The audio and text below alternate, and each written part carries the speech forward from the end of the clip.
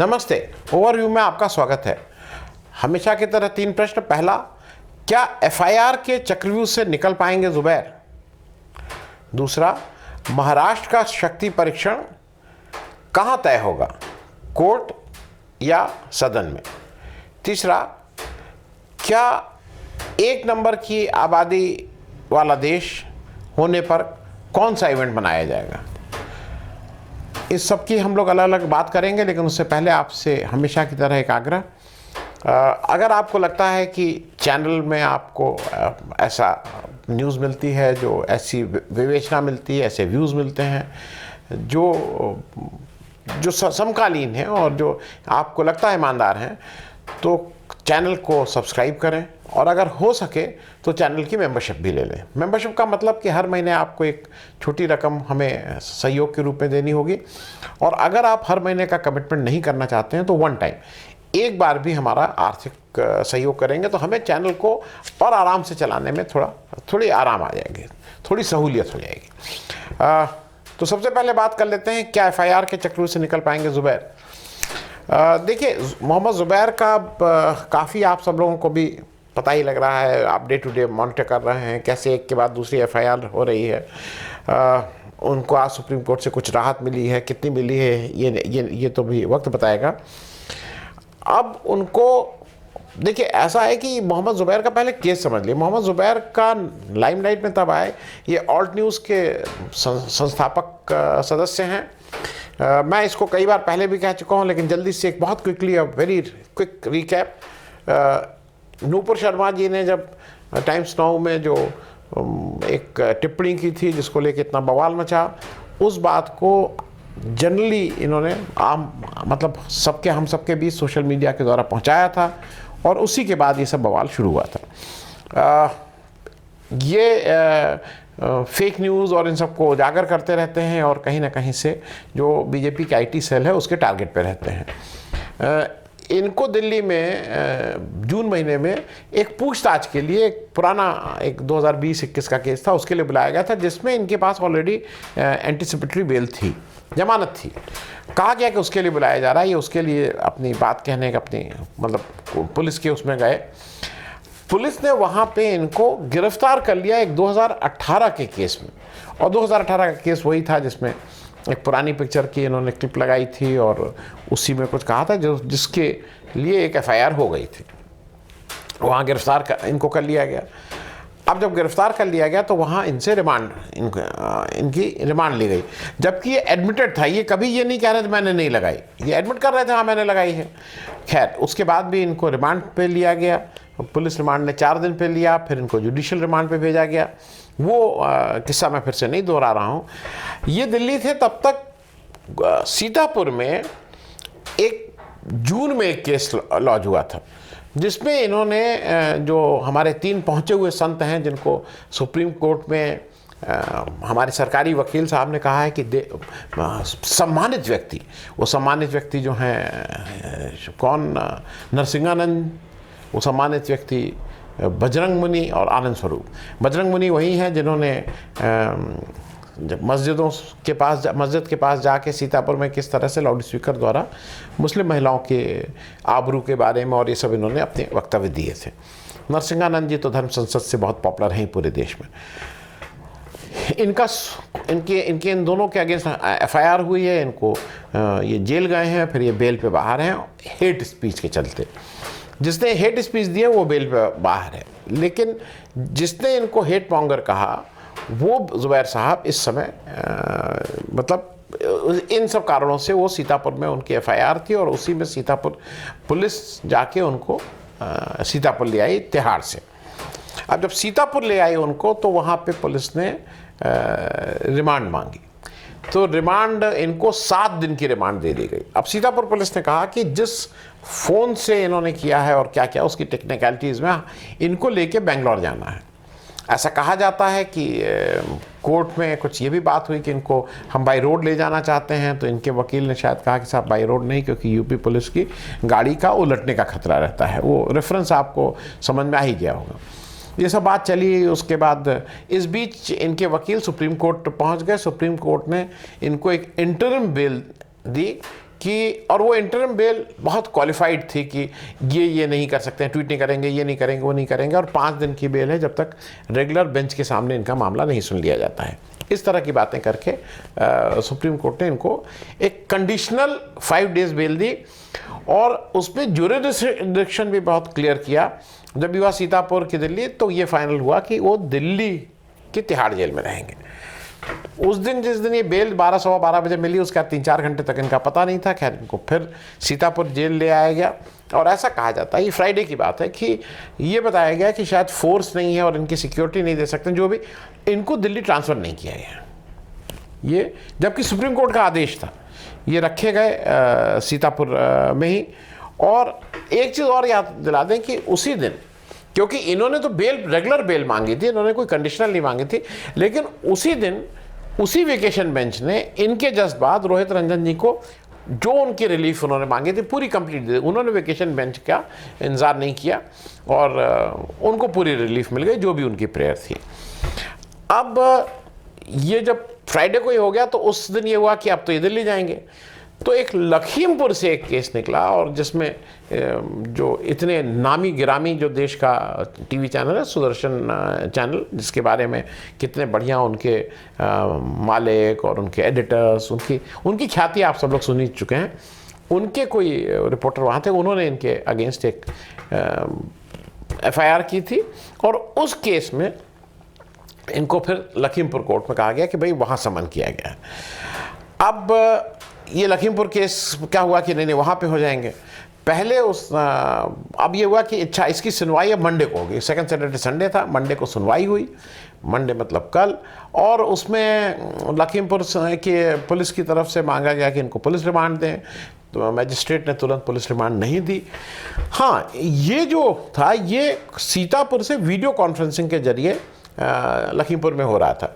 मैं थोड़ा एक चीज़ समझ में नहीं आ रहा है मुझे, जब वीडियो कॉन्फ्रेंसिंग के जरिए सीतापुर से लखीमपुर हो सकता है, तो दिल्ली से लखीमपुर भी हो सकता था, और दिल्ली से सीतापुर भी हो सकता था।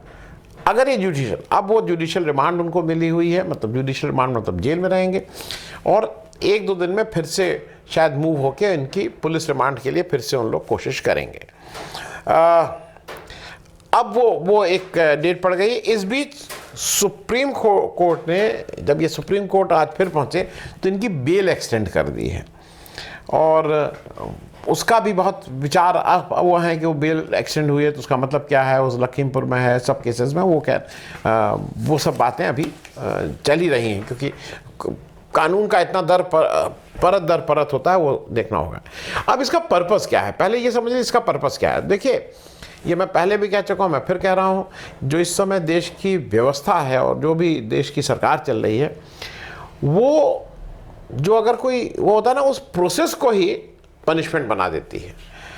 कायदे से जब तक आपको सज़ा न मिल जाए, भाई आपकी FIR होती है, इन्वेस्टिगेशन होता है, ट्रायल होता है, ट्रायल के बाद कोर्ट ये निश्चित करता है कि इन्होंने गलती की थी, ये अपराधी हैं, और फिर वो सज़ा सुनाता है, तो और फिर वो सज़ा काटता है आदमी। लेकिन यहाँ पे ज़्यादातर केसेस में, ज़्यादातर जब मैं बोल रहा हूँ 90% से ऊपर केसेस में, सुप्रीम कोर्ट भी कल बोला है इस पे, बेल पे बहुत ज़्यादा बोला है, बेल के ज़्यादातर केसेस में। और अच्छा, एक गाइडलाइन है कि 7 साल से कम अगर है तो उसमें आप जनरली उसकी गिरफ्तारी नहीं करेंगे उसको, मतलब ये सब हैं वहाँ पे, लेकिन कौन मानता है। तो जो प्रोसेस ऑफ ये है, process of taking a bail, वही यहाँ पे पनिशमेंट हो जाता है। और वो वो सिर्फ एक जुबैर के साथ नहीं हो रहा है। देखिए, लार्जर मैसेज ये है कि जितने पत्रकार हैं, जितने इस तरह के लोग हैं जो सरकार से प्रश्न पूछ रहे हैं, जितने सोशल मीडिया चैनल्स हैं, ये बेसिकली कम्युनिकेशन उनको दिया जा रहा है कि जरा तमीज़ में हो जाओ, फॉल इन लाइन। क्योंकि एक और कारण यह है कि एक विशेष वर्ग को, आज की तारीख में एक विशेष वर्ग के साथ अगर इस तरह का कुछ हो तो उसको बहुत अच्छा लगता है, उसको आनंद भी आता है, वो उसको थोड़ा खुश होकर वो भी करता है, और वो कहीं छुपाता नहीं है। अब तो ये बहुत कॉमन हो गया है।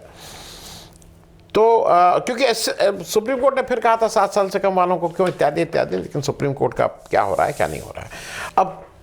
अब जुबैर वाले केस में ये बिल्कुल तय है कि सरकार इस पे तुली हुई है कि इनको जेल से बाहर नहीं निकलने देना है। अब सुप्रीम कोर्ट ही इंटरवीन किया है तो शायद इनको बेल हो जा रही है। अब बेल होकर वो जेल से बाहर कब आएंगे वो देखने वाली बात होगी।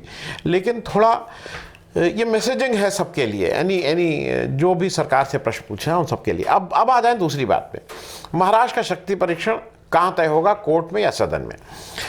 देखिए, महाराष्ट्र में 2-3 चीज़ें समझें। जब एक स्पीकर जब पहले थे, जब ये सरकार बनी नहीं थी, तो स्पीकर थे नरहरि झिरवाल साहब।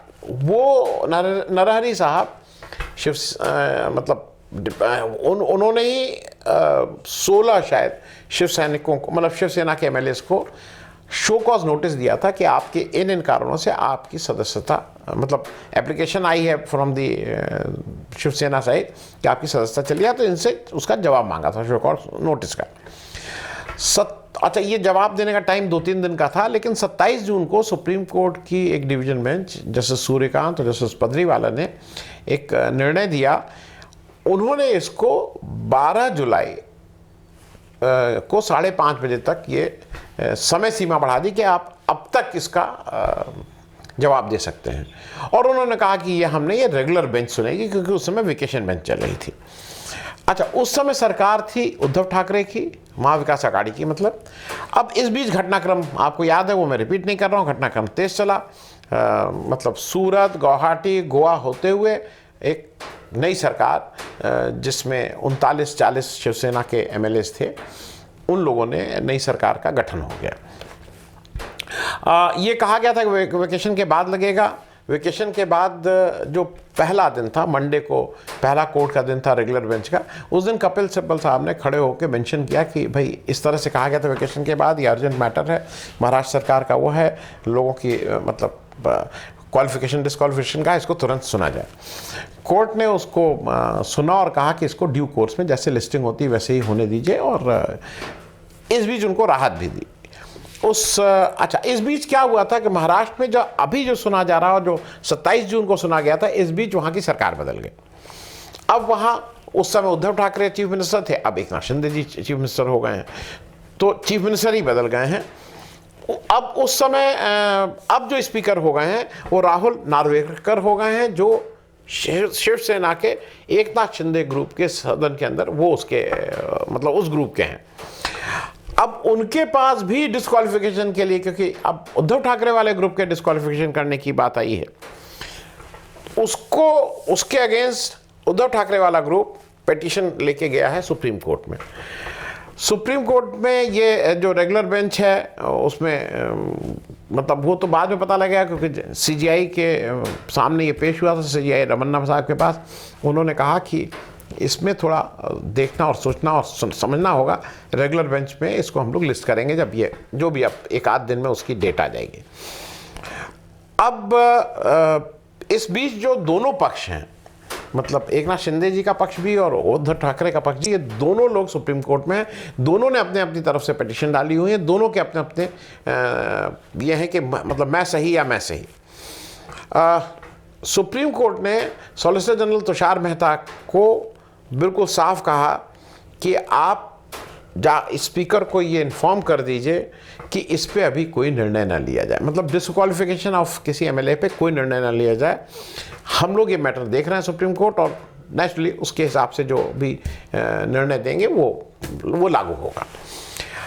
अब इसको लेके कल से दोनों फैक्शन ये कह रहे हैं ये हमारी जीत है, वो कह रहे हैं ये हमारी जीत है, क्योंकि सरकार, देखिए एक चीज़ बिल्कुल स्पष्ट है, सरकार तो शिंदे जी की है, लेकिन पार्टी अभी तक उद्धव ठाकरे जी की है।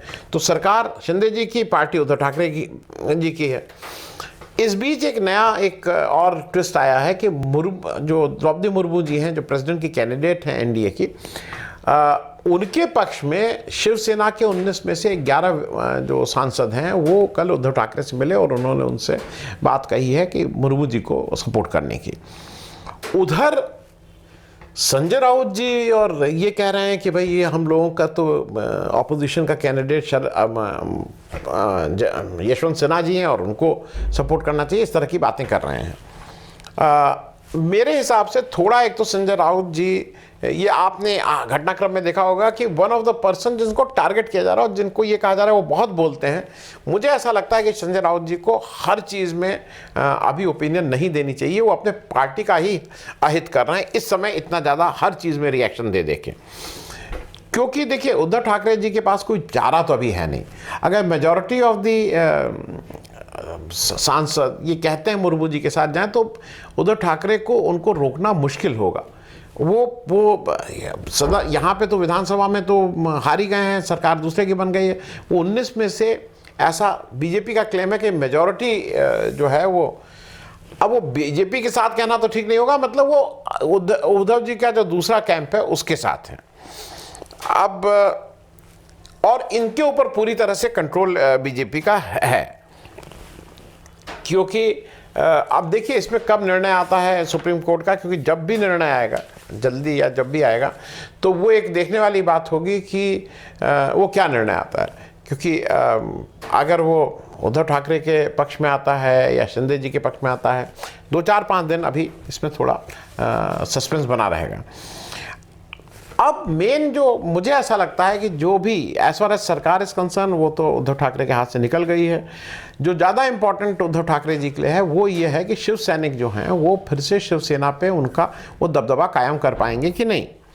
क्योंकि ये तो अब उद्धव ठाकरे जी के ऊपर है कि वो शिव सैनिकों में वो उस तरह की ऊर्जा, जो बाला साहब ऊर्जा फूंक देते थे और शिव सैनिक जोश में भर जाते थे, और फिर उस तरह की ऊर्जा वो फिर से वापस ला पाएंगे कि नहीं, ये तो अब आने वाला समय ही बताएगा।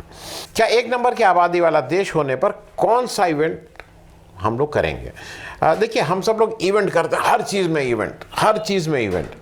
मतलब पार्लियामेंट के ऊपर अशोक का वो हमारा वो रखा जा रहा है नेशनल एम्बलम, उस पर का भी इवेंट। अभी पार्लियामेंट नहीं बनी है, उसी को इवेंट कर दो, उसी का वो कर दो। खैर, हर चीज़ का हम लोग इवेंट करते हैं। तो अभी कल पॉपुलेशन डे था और यूएन की पॉलिसी आई जो हर वर्ष आती है, उनकी पॉपुलेशन रिपोर्ट बोलते हैं, वो आई है। उसमें एक चीज़ आपको बता दूं, जो एक चीज़ वो है, उसने 2019 में कहा था कि भारत जो है वो चाइना से की पॉपुलेशन को ओवरटेक कर लेगा 2027 में। 2019 में यूएन पॉपुलेशन रिपोर्ट ने कहा था। लेकिन जो कल रिपोर्ट आई उसमें, अब ये खुशी की बात है कि ये थोड़ी गंभीर की वो बात है, चिंता की बात है, ये देखने वाला होगा। लेकिन अगर इवेंट करना है तो ये खुशी की बात है। तो हम लोग चलिए इवेंट ही के वाले मोड में रहें। भारत की पॉपुलेशन इस समय 141 करोड़ है, चीन की 142 करोड़ है। मतलब अगर बिलियन में बोलें 1.41 बिलियन एंड 1.42 बिलियन इस समय। अगले वर्ष हम चीन को पछाड़ देंगे, तो 2027 की जगह हम 2023 में ही चीन को पीछे छोड़ दे रहे हैं। हम दुनिया के सबसे बड़े आबादी वाले देश हो जाएंगे। क्योंकि अच्छा, एक चीज़ और है, जैसे दुनिया में इस बार ये कहा जा रहा है नवंबर में ये दुनिया 8 अरब लोगों की हो जाएगी, 800 करोड़ दुनिया में हो जाएंगे। 2030 में 850 करोड़, 2050 में 970 करोड़ और 2080 में 1040 करोड़ लोग रहेंगे। और जिसको कहा जा रहा है कि फिर वो मैक्सिमम रहेगा, फिर वो 2021 तक ऐसे ही चलेगा 1040 करोड़ के आसपास, और फिर शायद वो पॉपुलेशन घटेगी। अब मेन चीज़ ये है कि अच्छा, हिंदुस्तान, इस बीच हिंदुस्तान का भी जरा बता दें। भारत इस समय 141 करोड़ है, चाइना 142 है, लेकिन 2050 में हम 166 करोड़ हो जाएंगे। चाइना को तो पीछे छोड़ ही देंगे अभी 100, लेकिन हम हो जाएंगे 166 करोड़। और चाइना 2050 में हो जाएगा 131 करोड़, 131 करोड़। वो कम हो जाएगा, लेकिन हम तो अपनी रफ्तार से आगे करते रहेंगे। फिर से मैंने कहा, ये मैटर ऑफ सेलिब्रेशन है या मैटर ऑफ कंसर्न है, ये आप किस पार्टी में, किस तरफ से, किस पक्ष में हैं, वैसे उस पर डिपेंड करता है। क्योंकि देखिए, ये बिल्कुल क्लियर है कि जैसे वो कहा नहीं जाता कि ग्लास आधा भरा हुआ है कि आधा खाली है। अगर ग्लास आधा भरा हुआ है तो हमें ये कहना चाहिए कि ये दुनिया का सबसे जो इम्पोर्टेंट चीज़ होती है किसी भी जगह के लिए, ह्यूमन रिसोर्स, वो हमारे पास दुनिया का सबसे ज़्यादा एसेट है, हमारे पास सबसे ज़्यादा ह्यूमन रिसोर्स हैं, सबसे ज़्यादा वो हैं। दूसरा, दुनिया की हम सबसे बड़ी बाज़ार हैं। We are the going to be the biggest consume, मतलब हमारे यहाँ सबसे ज़्यादा बिकेगा, हम खपत हमारे यहाँ सबसे ज़्यादा हो सकती है। और तीसरा, दुनिया की हम सबसे बड़ी डेमोक्रेसी तो हैं, लेकिन और हम नंबर में बढ़ते जाएंगे। अब वो डेमोक्रेसी कैसे और क्या होगी, किस दिशा में रहेगी, वो अभी थोड़ा सोचने वाली बात है। अगर आप इस पक्ष के हैं कि ग्लास आधा खाली है, क्योंकि एक इस एटीट्यूड के लोग, अगर ग्लास आधा खाली है तो रिसोर्स का इश्यूज़ है, संसाधन के इश्यूज़ हैं, और ख़ास करके शिक्षा और स्वास्थ्य में। शिक्षा स्वास्थ्य में संसाधन के बड़े इश्यूज़ हैं, और एक इशू है रोज़गार, क्योंकि आज हम लोग 141 करोड़ में ही रोज़गार के लिए इतनी मारामारी हो रही है। अब जैसे जैसे ऑटोमेशन बढ़ता जा रहा है, वैसे वैसे 166-165 करोड़ लोगों को आजीविका उनकी कैसे चलेगी, ये देखने वाली बात होगी। क्योंकि देखिए, समस्याएं भी रहेंगी। जो आधा ग्लास खाली की बात कर रहे हैं, महंगाई, आज जब महंगाई इतनी है, पॉपुलेशन बढ़ती जा रही है, बेरोजगारी बढ़ती जा रही है, इत्यादि इत्यादि। क्योंकि जो मेरे हिसाब से है कि आपको अब हम लोग वहाँ खड़े हैं जहाँ पे कड़े जनसंख्या नियंत्रण के कानून लागू करना पड़ेगा। वो अब पॉलिटिकल कमिटमेंट या पॉलिटिकल, देखिए सरकार 370 CA NRC और इन सब में तो कहती है कि हमारा पॉलिटिकल कमिटमेंट है और इसलिए हमने ये कर दिया और इसलिए हमने ये कर दिया। तो अगर आपके पास वो पॉलिटिकल कमिटमेंट है, अगर आपको मैंडेट मिला हुआ है इस देश में, जैसा आप कहते हैं कि 303 आपके MPs हैं, तो आपको इस पे एक कठोर निर्णय लेना चाहिए, जो हो सकता है कि वक्ती तौर पे लोगों को ना ठीक लगे, लेकिन लॉन्ग टर्म में तो देश के लिए ठीक होगा ही। क्योंकि और मुख्य बात यह है कि जो भी कड़ा कानून बने, वो सबसे पहले जो कानून बना रहे हैं वो अपने ऊपर लागू करें। जब मैं अपने ऊपर लागू करें तो मैं 2 उदाहरण दे रहा हूं, और फिर ये समझना ज़्यादा आसान हो जाएगा। जैसे कहीं तो आना चाहिए ना कि अगर कोई 60 साल से ऊपर हो रहा है या 40 साल का, भाई उसके बच्चे अगर ज़्यादा हैं तो वो कई चीज़ों के लिए उसको क्वालिफाई मत होने दीजिए। वो मंत्री, आप कहिए ना कि मंत्री वही बनेंगे जिनका एक बच्चा है, MP बनने दीजिए। फिर कहिए कि 10 साल बाद MP भी वही बनेंगे जिनका एक बच्चा है, किसी भी पार्टी का हो, तो थोड़ा नए लोग आ जाएंगे ना। 140-50 करोड़ आपके पास लोग हैं, क्या दिक्कत है अगर वो 10 लोग नहीं आएंगे? अगर 10 लोग 60, 70, 80 साल वाले लोग नहीं आएंगे, वो अनुभव मार्गदर्शक मंडल तो बना हुआ है ना, कहीं बाहर बैठे लोगों को मार्गदर्शक दें, क्यों आना चाहते हैं? तो मेरा कहना है एक तो ये, और जो मैं किस लिए कह रहा हूँ कि ज़रूरी है कि अगर ये अपने ऊपर लागू नहीं करेंगे तो ये लागू नहीं होगा। दूसरे को कहना कि नहीं बच्चे कम पैदा करो, ठीक नहीं होगा। क्योंकि जैसा 2 उदाहरण दे रहा हूँ, शिक्षा, बार बार कहा जाता है, हाईकोर्ट के ऑर्डर्स हैं कि जो भी सरकारी नौकरी में है और ख़ास करके सरकार से पैसा ले रहा है, उसको अपने बच्चों को सरकारी स्कूल में ही भेजना होगा, इसके सिवा कोई शॉर्टकट नहीं है। कितने लोग, कितने मंत्री और कितने ब्यूरोक्रेट्स अपने बच्चों को सरकारी स्कूल में भेजते हैं? जिस दिन सरकारी स्कूल में भेजने लगेंगे, सरकारी स्कूल की क्वालिटी और भी बढ़ जाएगी और गुणवत्ता भी अच्छी हो जाएगी, सब कुछ ठीक हो जाएगा। लेकिन उसके लिए वो पॉलिटिकल कमिटमेंट चाहिए। दूसरा, स्वास्थ्य, कितने लोग अपना उपचार PHC, CHC और सरकारी अस्पताल में कराएंगे? कब वो प्राइवेट अस्पताल में भागना बंद करेंगे? कब वो मेदांता में और यहाँ एडमिट होना बंद करेंगे? जिस दिन इस देश का नेता और इस देश का नौकरशाह सरकारी अस्पताल, PHC, CHC और सरकारी अस्पताल में जाने लगेगा, हमारी स्वास्थ्य सेवाएं, जिन्होंने ये अभी हाल के दिनों में जब उसका मौका पड़ा तो उन्होंने दिखा दिया था कि सरकारी अस्पताल ही ने इस देश को कोविड और कोरोना के दौरान संभाला था। सरकारी अस्पताल के डॉक्टरों ने, सरकारी अस्पताल के इंफ्रास्ट्रक्चर ने। प्राइवेट अस्पताल से भग गए थे, केवल पैसा बनाने का काम किए थे। तो मुझे ऐसा लगता है कि ये जो जनसंख्या नियंत्रण है, उस पर भी कुछ अगर आप हार्श कानून बना रहे हैं तो पहले अपने ऊपर लागू करने की भी हिम्मत रखिएगा। बहुत बहुत धन्यवाद। Thank you so much.